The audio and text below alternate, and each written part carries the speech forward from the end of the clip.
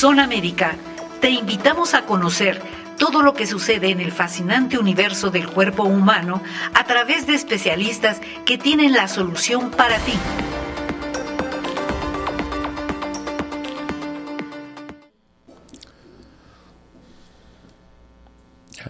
¿Qué tal? Buenas tardes, bienvenidos a una nueva emisión del programa En Opinión de un Médico Nikkei. Yo soy el doctor José Luis Akaki, soy médico internista y me encuentro en el Hospital Ángeles Metropolitano. Retomando los diferentes temas que tenemos, que somos médicos de varias especialidades, pues eso nos da factibilidad para abordar diferentes padecimientos. Para el día de hoy hemos invitado al doctor Guillermo Pérez Ishiwara. Él es un médico experto en muchas áreas, tiene el doctorado en ciencias biomédicas, es investigador nacional y es una autoridad de enfermedades tanto tropicales como enfermedades neurodegenerativas. Ya alguna ocasión nos dio una plática sobre Parkinson. Entonces, el día de hoy lo hemos invitado y considerando la experiencia que tiene en los temas de enfermedades tropicales, él nos va a hablar sobre un tema que no deja de ser apasionante. Vamos saliendo de una epidemia de virus, ya hemos tenido 2 seguidas con 10 años de diferencia, pero hay un parásito que tiene aquí toda la vida y que no lo hemos podido erradicar, que es la amiba. Entonces, la amibiasis sigue siendo un problema a nivel mundial, sobre todo en países en vías de desarrollo, y el doctor Guillermo Pérez Ishiwara nos va a tratar ese tema. Bienvenido, doctor. Gracias, doctora Akaki, un placer estar con ustedes nuevamente. Es para mí muy reconfortante poder dirigirnos a la audiencia de este programa con ese gran esfuerzo para poder hacer del dominio de la sociedad distintos temas médicos que a todos nos aquejan. Y bueno, desde luego, la amibiasis es uno de ellos. Yo tengo trabajando con amibiasis desde mi doctorado, desde hace poco más de 20 años. Y en aquel entonces soñábamos con desarrollar una vacuna, soñábamos con poder erradicar este parásito, y bueno, he de decirle que uno de los grupos más importantes de investigadores a nivel mundial es el grupo mexicano, somos el grupo mexicano, tanto de la UNAM como de Cinvestav particularmente, pero eso ha generado una semilla muy importante de investigadores de talla mundial. A lo largo de estos 20 años hemos entendido que el erradicar a la amibiasis, un parásito tan sencillo que tiene un ciclo de vida directo, normalmente los parásitos, o muchos de ellos, tienen hospederos intermediarios, normalmente invertebrados. Y en este caso es un ciclo directo que con simples medidas higiénicas podríamos controlar de manera adecuada. No las tenemos y este parásito, que pensaríamos que es un parásito primitivo, de hecho sí lo es un protozoario que bueno, fue definido como histolítica porque pues literalmente es una bolsa de producción de proteasas que se encarga de lisar en situaciones óptimas para el parásito, lisar los tejidos. Normalmente vive como comensal y de ahí el problema que tenemos, que ahorita entraremos en detalle según usted lo considere, el problema que tenemos es que no es tan sencillo como pensábamos. Es un parásito, si bien es primitivo desde el punto de vista evolutivo, ha desarrollado mecanismos que le permiten evadir el sistema inmune, que le permiten resistir a los fármacos que utilizamos para su tratamiento, y que por lo tanto esta capacidad que tiene de evadir el sistema inmune pues nos ha hecho muy complicado desarrollar una vacuna a nivel mundial. Sí, me llama la atención que en las últimas 2 semanas he visto 3 cuadros de diarrea en el consultorio.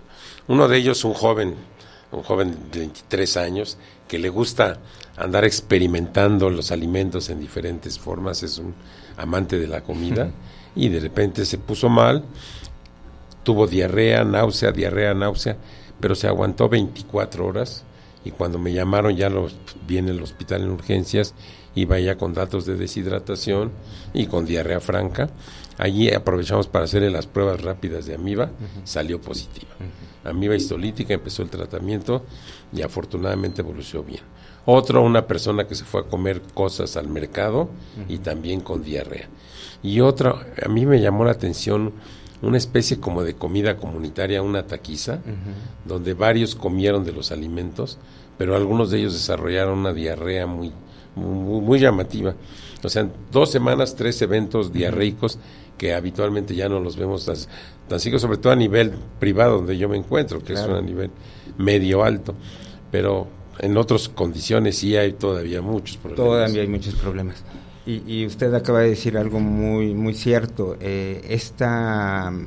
Resurgimiento después bueno, nunca ha dejado de existir, de ser importante la incidencia de este parásito, pero tenemos datos desafortunadamente poco precisos desde el punto de vista epidemiológico en el país, pero haciendo una revisión muy reciente de los datos epidemiológicos, en el 2021 hablamos de una incidencia de 110,000, en el 2022 116,000. Entonces, probablemente asociado a este resurgimiento, a salir a la calle, a volver a tener los hábitos higiénicos malos, a comer en la calle, a los problemas que estamos teniendo de salud actuales por la falta de atención de primer nivel adecuada, pues están empezando a presentarse cada vez más casos. Y viene un tema a complicarlo todavía más, y eso es lo que a muchos clínicos y a la población en general, pues a veces puede confundir el diagnóstico. Hace cerca de unos 15 años, un poquito más, un grupo de investigadores propuso la existencia de 2 variantes, una histolítica que causaba daño y una dispar que no causaba daño. Para los biomédicos moleculares nos causaba mucha inquietud el poder tomar una determinación de tal magnitud, porque estábamos dejando pasar, primero es una amiba que la dispar no se distingue morfológicamente ni con pruebas de laboratorio convencionales de la patológica. Y entonces la propuesta era: en casos que sean dispar, no se debe de tratar. En casos confirmados de histolítica con sintomatología, sí hay que tratar. Pero años después empezaron a aparecer datos en la India, en África, en América Central, de datos que molecularmente eran amiba dispar, pero que tenían sintomatología. Y datos de histolítica que confirmado era histolítica, pero no tenían sintomatología.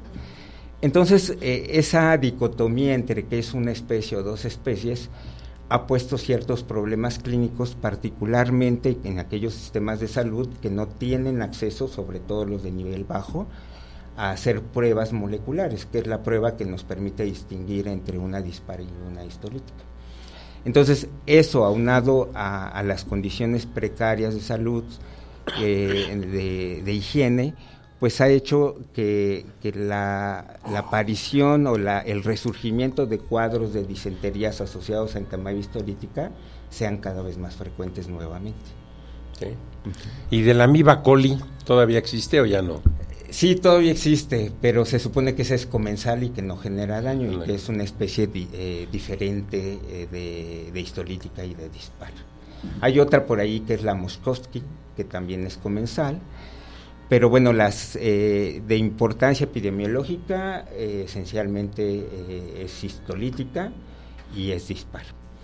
Y algo que es fascinante, usted dijo el término, doctor, y seguramente como médico internista, pues clínicamente ha visto muchos casos. Hay datos, que podemos asociar entre la clínica y los que somos investigadores, que nos hacen realmente fascinarlos por los esquemas de estos parásitos han desarrollado.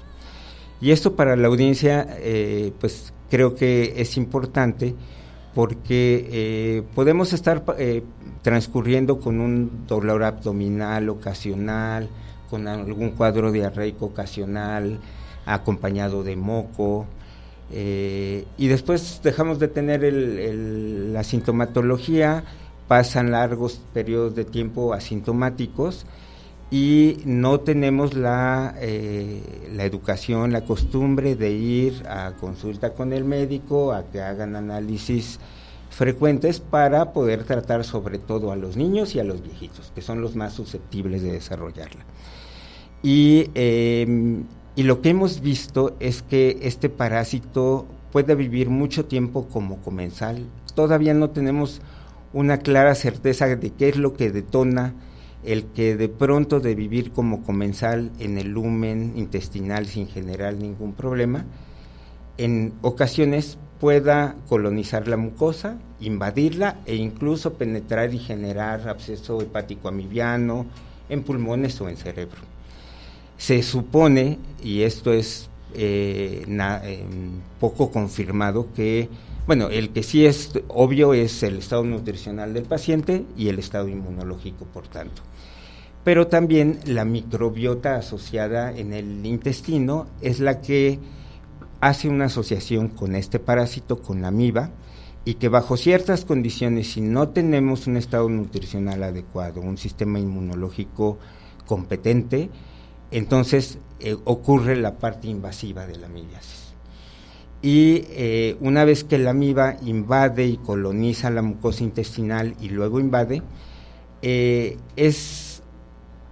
a pesar de que tenemos fármacos que son realmente efectivos contra la amibiasis, puede ser difícilmente resuelta la enfermedad si el paciente no tiene el cuidado de ir con un médico competente y poderse atender.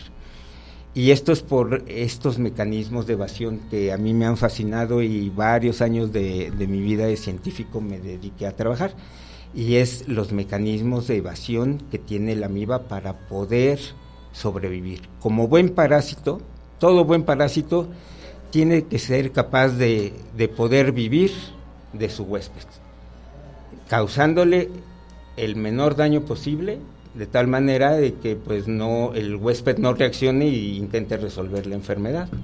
Y la amiba ha sido muy exitosa en eso, y por eso desde hace miles de años la amiba ha acompañado el desarrollo del ser humano. Y esto es porque cuando tratamos de diseñar, en los primeros acercamientos que se tuvieron para diseñar una vacuna, cuando se trató de diseñar esta vacuna, pues se pensó en la inmunidad humoral. Entonces desarrollar contra antígenos, es decir, moléculas de la superficie del parásito específicas, poder desarrollar anticuerpos protectores. Pues resulta que la amiba tiene un mecanismo que se llama capping, que en cuanto siente al anticuerpo, relocaliza todas las proteínas de membrana y se desprende de un pedacito de su membrana, y pues ella se va muy feliz y el anticuerpo se quedó por allá. Y ese proceso lo permite evadir. Pero hay otro más importante que me gustaría describir en un momento, que es este mecanismo que la amiba ha desarrollado, siendo tan primitivo, para poder inducir la apoptosis de las células que se va a comer.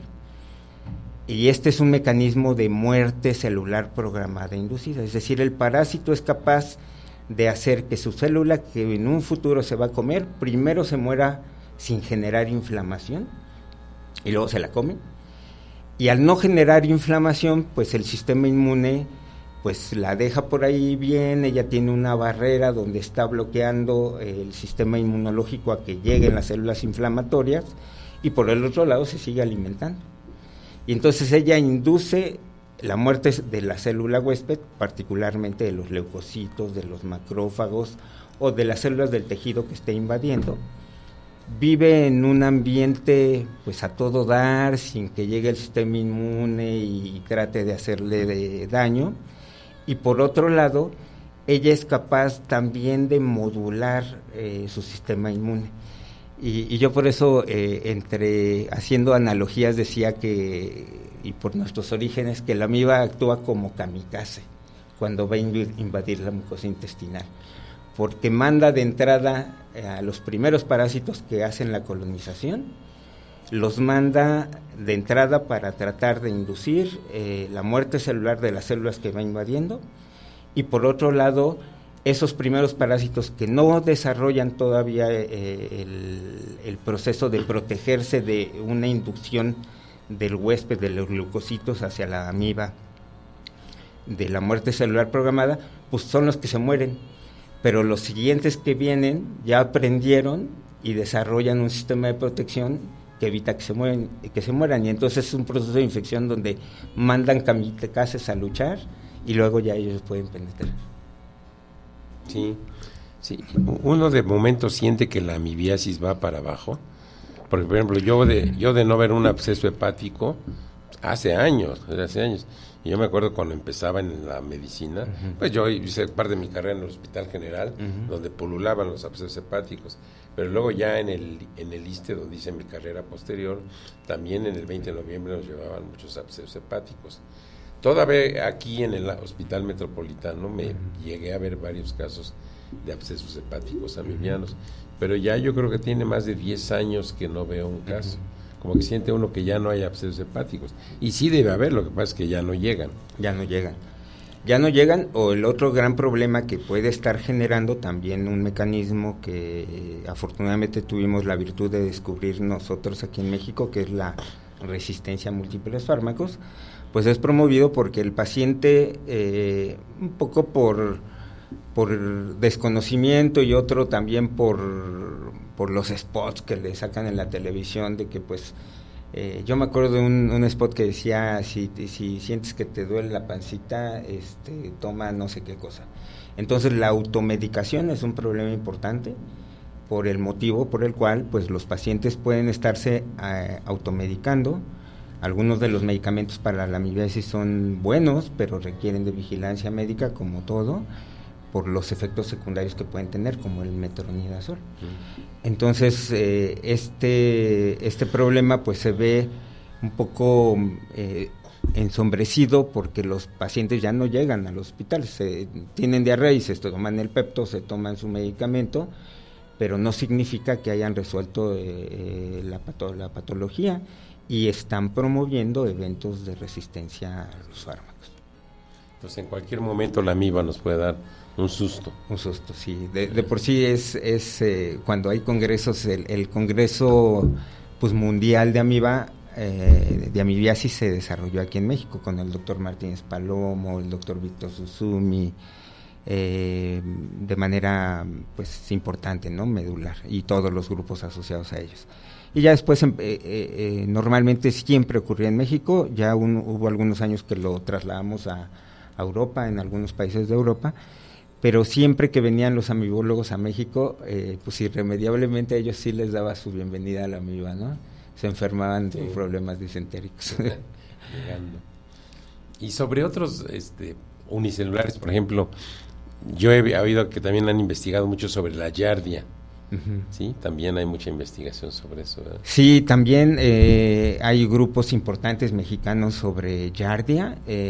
Giardia, al igual que, tricomonas, que es un parásito de tracto urogenital, también es un parásito importante, pero la giardiasis es una parasitosis de alta frecuencia igual, que normalmente pues en ocasiones el médico familiar la confunde o da un tratamiento, digamos, de amplio espectro y la pues disimulan realmente la incidencia que puede tener la giardia. Pero la giardia también es un patógeno importante que puede generar problemas gastrointestinales severos, ¿no? Sí, me acuerdo cuando estudiante que teníamos que hacer la diferenciación entre enterocolitis amibiana y enterocolitis bacteriana, y así por las diferencias. A ver, recuérdenoslas para que sepan con lo que la gente si puede pensar en amibas o no. Bueno, en amiba de manera importante pues es la disentería, abundante moco, dolor abdominal, pocas veces asociado a fiebre, aunque sí puede haber casos de fiebre, mientras que la bacteriana normalmente va asociada a un cuadro febril. El tipo de evacuación es líquida, mucosa, en el caso de la amibiasis, y normalmente va acompañada de sangrado, ¿no? Sí, muy característica.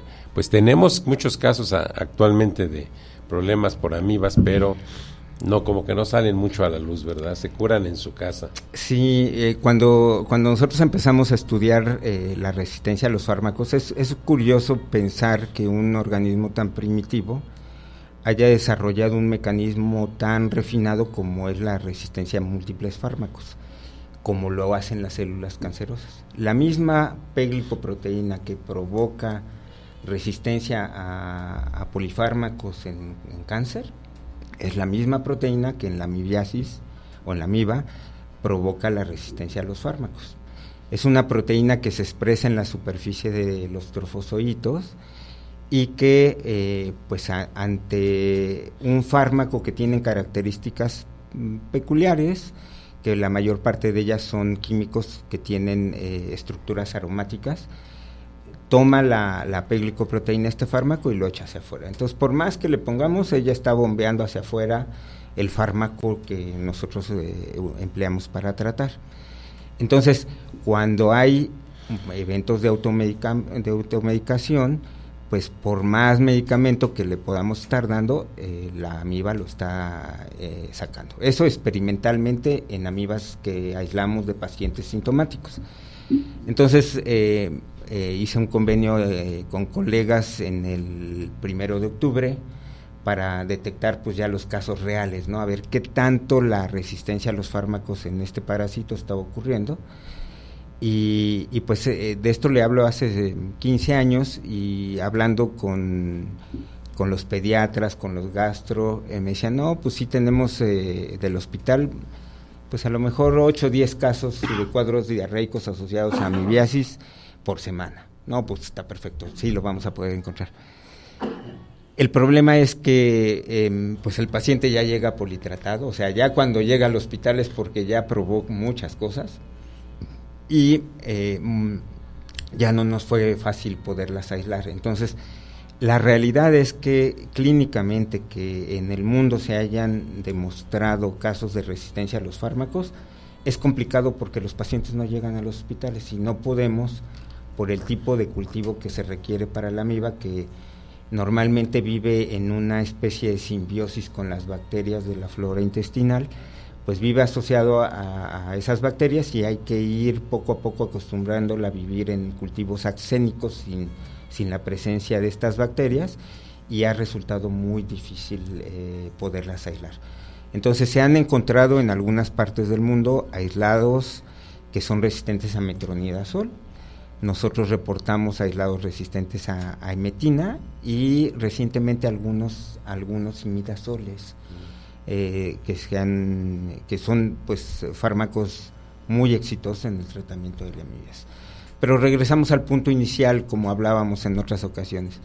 Si nosotros tuviéramos, para el auditorio, que lo tuviera muy claro, es importante que tengamos medidas de lavado de manos, medidas higiénicas en el lavado de manos antes y después de ir al baño, antes y después de comer alimentos. Y bueno, a lo mejor eso pensaríamos que con el COVID, con el lavado exhaustivo que tuvimos durante la pandemia, pues eso se hubiera controlado, pero pues los datos dicen que no, sigue en ascenso. Y bueno, es importante que también el auditorio comprenda que tan importantes son los casos sintomáticos para el individuo, como importantes son los casos asintomáticos para el entorno familiar, para la comunidad. Porque esos casos asintomáticos, por ejemplo, para que tengan un dato que no es para alarmarse, pero sí para que vean la justa dimensión. El año pasado se calculó que a nivel mundial 500 millones de personas están enfermas en ese momento con amibiasis. De esas solamente el 10 van a desarrollar eventos sintomáticos, o sea, se van a enfermar. Y de ese 10%, si lo trasladamos a una realidad en México, donde prácticamente un estudio que se hizo hace unos 10 años y que bueno se ha repetido más o menos frecuentemente, coinciden en que anticuerpos positivos para amiba los tenemos cerca del 10 al 15% de los mexicanos. Eso significa que si pues somos 120 millones ahora, ¿no? Que por lo menos el 10% de esos 120 millones, 12 millones, en algún momento ya tuvimos contacto con la amiba. Entonces, un parásito de amplia circulación que ha tenido contacto con nosotros, pero que en un porcentaje importante, en el 90% de los casos, puede pasar asintomático un tiempo, y bajo cierto momento, que puede ser estrés, se han asociado también a algunos cambios hormonales, nutricionales, como comentábamos, inmunológicos, puede manifestarse y dar enfermedad. Pero puede ser que nosotros no nos enfermemos, pero si no tenemos esas medidas sanitarias e higiénicas, pues podemos estar enfermando a nuestros abuelitos, a nuestros niños, a la vecindad. Entonces es muy importante las medidas profilácticas, y que son la medida más eficaz para que esta parasitosis, como otras enfermedades de tipo infecciosas, podamos controlarlas. Sí, entonces aquí entran mucho en juego las medidas sanitarias de cada país. Uh-huh. Pues que hay países muy avanzados donde no padecen con frecuencia, bueno, muy pocas parasitosis. Tendrán otras cosas, demencia senil, infartos y todo, pero no de las enfermedades que se transmiten así con los alimentos o con la temperatura. ¿Y qué tan grande es la contaminación en México? ¿De alimentos? De todo. De todo, sí, bueno, es impresionante, ¿no? Yo recuerdo un maestro de la universidad, de la Facultad de Medicina, que en algún comentario chusco dijo que si el excremento fuera fosforescente, México no necesitaría alumbrado público. Sí, es cierto. Porque hay excremento por todos lados. Y eso es cierto, ¿verdad? La contaminación, no nada más excremento humano, de perros, de todos está lleno. Entonces sí es las vías de contagio para muchas enfermedades. Para muchas enfermedades. No nada más para la amibiasis. Sí, y bueno, el riego de las verduras también están contaminadas, los mantos acuíferos están contaminados, precisamente por esas malas medidas sanitarias en lo individual, en lo comunitario y en lo gubernamental. Entonces, pues países como Japón, por ejemplo, casos de amibiasis son extrañísimos, ¿no? Ni los conocen. Y si los conocen son importados, sí, de japoneses que fueron a un país en vías de desarrollo, y bueno, ahí se contaminaron. Porque el agua incluso potable, hace unas semanas con otro parásito, más bien una bacteria, estábamos revisando, y un estudio que se hizo en el estado de Tlaxcala, en donde se veía si ciertas bacterias con las que se utilizaba el riego de hortalizas y de amaranto particularmente, que es altamente cultivado ahí, pues cómo estaba. Y bueno, el agua superficial, el 80% de los cuerpos de agua que monitoreaban estaban contaminados, pero lo más crítico es que los de agua profunda también. Entonces no hay para dónde hacerse. O sea, el grado de contaminación que estamos teniendo es altísimo, y por lo tanto la posibilidad de que problemas como la amibiasis resurjan es muy alta. Pues, ¿qué recomendaciones daríamos a nuestro público para evitar la amibiasis? Pues esencialmente entender que la amibiasis es un problema que sí nos puede generar problemas de salud muy importantes, y que las medidas más eficaces, en virtud de que es un parásito directo, que no hablamos de las dos formas que tiene el parásito. El parásito tiene una forma de vida que es el trofozoito, que es la típica amiba que conocemos, es la que coloniza, la que prolifera y la que nos causa enfermedad, y tiene una forma de resistencia que son los quistes. Los quistes son altamente resistentes a la desecación, a los cambios de pH, a la temperatura, pero el trofozoito es muy sensible.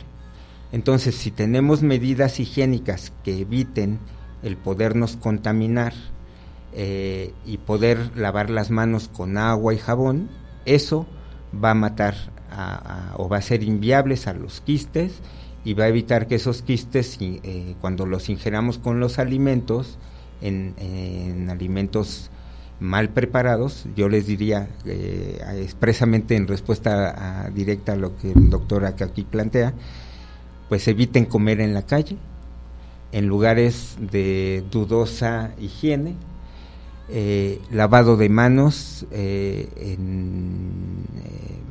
antes de ir al baño, después de ir al baño, antes de tomar los alimentos, y muy importante, su revisión periódica con el médico. Es muy importante hacerse estudios, no automedicarse, y que el médico sea que indique previos estudios que se hagan de un coprológico, de una amiba en fresco, saber si tenemos a la amiba colonizando nuestro intestino, y saber si problemas que tenemos frecuentemente de enfermedades intestinales. Hay veces que la gente no le hace caso a los cuadros diarreicos o ocasionales, y dice, bueno, algo me hizo daño, y se toman su Pepto-Bismol o se toman su Treda o cualquier cosa, y se les pasa, y el problema sigue ahí.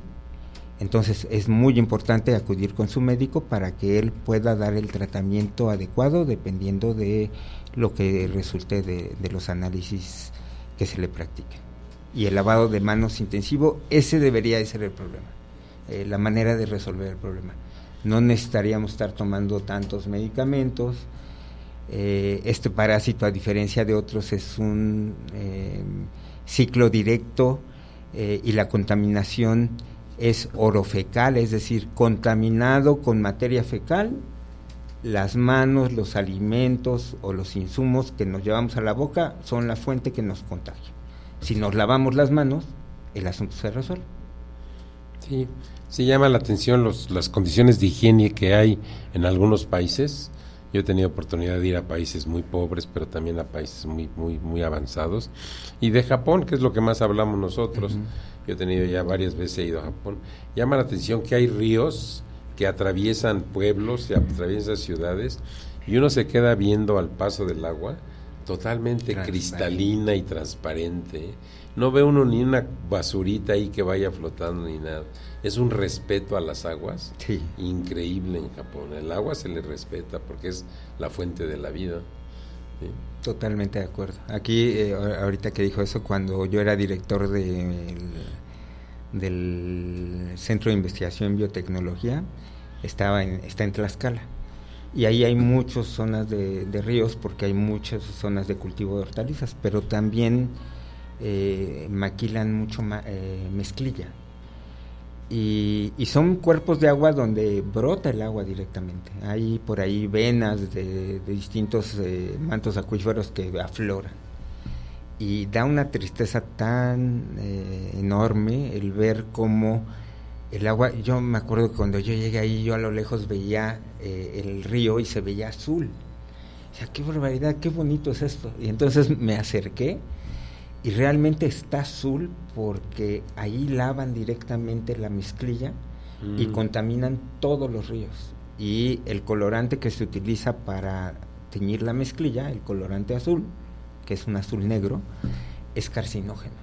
Y entonces los ríos estaban de ese color por todo el colorante que tenían que utilizan para lavar la mezclilla. Entonces imagínese eso.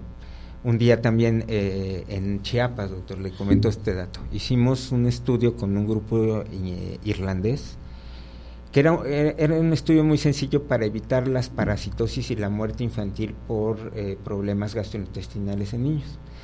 Y era tan sencillo porque en esas zonas de Chiapas, de Mérida, de Yucatán, pues no hay agua potable. Entonces ellos normalmente lo que hacen en Yucatán, toman el agua como lo hacían los mayas. Tienen áreas destinadas para consumo humano que se llaman aguadas, y normalmente en aquel entonces eran dedicadas exclusivamente para consumo humano, para tomar, y era agua pues realmente de buena calidad. Ya todo eso se contaminó, y entonces tomábamos un vaso para sacar el agua, y se veía llena de microorganismos, y eso es lo que se tomaban. Y la gente de los mayas pues tiene una idiosincrasia muy particular y no aceptaba que cloraran el agua, no aceptaba ningún tipo de tratamiento porque iba en contra de su idiosincrasia. Pero cuando fuimos al área de Chiapas, pues en la zona de los Altos de Chiapas, pues viven distribuidos a todo lo largo de la montaña. Entonces, los de más abajo hacíamos estudios coprológicos de todas las personas que vivían abajo y todos salían con un zoológico. Y los de arriba les iba un poquito mejor, eran como los de la alta. Y el sistema era muy sencillo, era con unos acetatos, ponerlos en forma cóncava y hacer que con la absorción de la luz ultravioleta, todo eso confluyera en botellas de PET, en las aguas que de ahí se tomaban, porque no les queda otra más que tomar de esa agua. Intervenir con esas botellas de PET, dejarlas expuestas un día y microbiológicamente esa agua quedaba estéril. Y con un sistema sencillo, un par de acetatos en forma cóncava y la botella por el centro y se concentraban todos los rayos ultravioleta.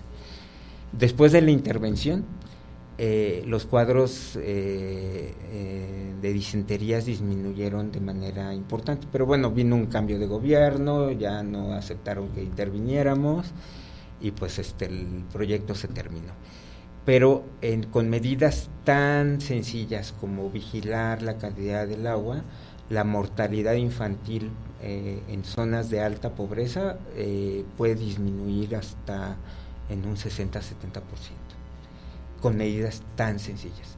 Y bueno, estados tan pobres como es Chiapas, Oaxaca, Veracruz, en zonas realmente marginadas, la mortalidad infantil realmente es dramática. Y no solo la mortalidad, sino el retraso que hay en el desarrollo físico y neuronal de los chiquitos es impresionante. Yo me encontraba niños que yo juraba que eran de 3, 4 años y eran niños que tenían 10, 12 años de edad, pero pues con todos los problemas parasitados, un estómago así todo distendido, cuadros diarreicos frecuentes y todo vertiéndose a las efluentes, ¿no? Y es que tiene el concepto de que una persona culta es la que lee mucho y sabe mucho, y no, la cultura es todo el entorno, cultura del agua, cultura del alimento, cultura de esto, y eso es lo que desafortunadamente no se ha tomado aquí en México. Así es. Yo me acuerdo que la primera vez que fui a un río que se llama creo que es Zararaco, allá en Michoacán, en Uruapan, precioso el río pasa. La segunda vez que fue muchos años después, todo sucio, y a un lado, donde se hacía como un remanso, familias bañándose ahí en el agua, pero así, era su parirse a bañar. Y no, aquí no hay cultura, no hay cultura. Y contaminando todo el río. Pero yo creo que ya es necesario que se tomen medidas para ser cultos en todas las áreas, no nada más en saber conocimientos. Así es, y eso, bueno, radica de la casa, pero también de nuestro sistema educativo. Es contrariamente a como ocurre en países como Japón, Finlandia, los países de primer mundo, los nórdicos, pues la gente más preparada está enfocada en ir a educar a esos niños. Y antes de cuando llegan a la escuela, pues les dan la formación y les generan el hábito de el respeto a la naturaleza, limpieza de tu salón, dejar todo en orden. Y aquí cuando termina un partido de fútbol, pues todo es una cochinada, ¿no? Y allá los japoneses nos dieron el ejemplo en el mundial, ¿no? Y terminaron el partido y recogieron todo. Sí, es que no se tira basura. No se tira basura, así literalmente no se tira basura en las calles. Lo que uno alcanza a ver así muy esporádicamente es una colilla de cigarros, pero muy, muy así buscándolo. Pero en realidad no hay nada de basura. Sí. Y ahí radica la diferencia. Entonces, estamos creo que nuestro auditorio tiene que entender algo. Esa cultura de la que nos habla el doctor Akaki, lo somos todos y radica desde esos valores, ese sentido de que el ambiente, de que la naturaleza es la que nos tiene en buena condición y que hay que ser consecuentes con nuestro entorno. y bueno, por desgracia tenemos todavía las enfermedades del subdesarrollo, pero como en otras ocasiones hemos hablado, tenemos ya las de primer mundo, ¿no? Por los hábitos alimenticios, que ahora comemos mucha comida chatarra, alta en grasas, comida rápida. Entonces agarramos las malas costumbres de Estados Unidos, quitamos las buenas que tenían nuestros ancestros a nivel alimenticio, y entonces ahora tenemos todas las enfermedades de primer mundo, pero no nos podemos deshacer de las de tercer mundo, del subdesarrollo. Pues así es, doctor. Pues muchísimas gracias. Al contrario, doctor. Por la presentación magnífica, como siempre que lo hemos invitado. Vamos a tener nuestras jornadas médicas Nikkei ya dentro de la segunda semana de agosto, y ahí van a poder escucharnos a todos los que salimos aquí en el programa de radio y conocernos físicamente. Estamos buscando opciones, tradicionalmente las hacíamos en el club japonés, pero desafortunadamente para ir a hacerlas ahí necesitamos un presupuesto alto, y hasta ahorita pues ya no hay patrocinadores, entonces, pero se van a hacer. Estamos buscando diferentes opciones. Pues aquí tienen al doctor Guillermo Pérez Ishiwara, experto, médico investigador de muy alto nivel en su área, con varios doctorados, y que siempre está pendiente de ayudar en condiciones de educación médica. Muchas gracias, sí. Un placer, doctor, y gracias por participar en este maravilloso espacio, y todo mi reconocimiento por el esfuerzo que hace por siempre mantenerlo. Eso es muy importante para la población, y ojalá mucha gente cada vez más nos escuche, porque esto es parte de la educación. Claro. Bueno, pues muchas gracias. Muchísimas gracias a todos ustedes. Yo soy el doctor José Luis Akaki, soy médico internista, me encuentro en el Hospital Ángeles Metropolitano, y les agradezco su presencia, y nos vemos en una semana en otra momento de En Opinión de un Médico Nikkei. Hasta luego. Hasta luego. Buenas tardes. Hasta aquí con la información. Los esperamos la próxima semana en Zona Médica. Zona Médica tiene la solución.